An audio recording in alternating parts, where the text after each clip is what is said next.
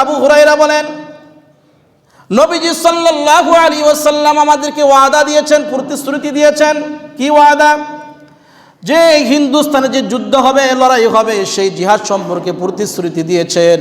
হযরত আবু হুরায়রা রাদিয়াল্লাহু তাআলা আনহু বলেন, আমি যদি ওই সময় বেঁচে থাকি তাহলে ওই যুদ্ধে আমি অংশগ্রহণ করে আমার জান এবং মাল আমি ব্যয় করে দেব।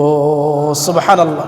জিহাদ করতে করতে, যুদ্ধ করতে করতে যদি আমি শহীদ হয়ে যাই, মিন আফদলিশ শুহাদাই, হযরত আবু হুরায়রা বলেন, তাহলে আমি হব সর্বশ্রেষ্ঠ শহীদ। সুবহানাল্লাহ।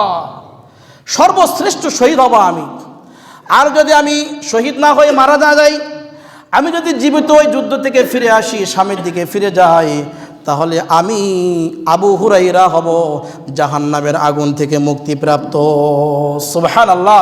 ওই যুদ্ধে, হিন্দুস্তানের যুদ্ধে, হিন্দুদের সঙ্গে যখন যুদ্ধ হবে, ওই যুদ্ধে যারা অংশগ্রহণ করবে, শহীদ হলে সর্বশ্রেষ্ঠ শহীদ হবে।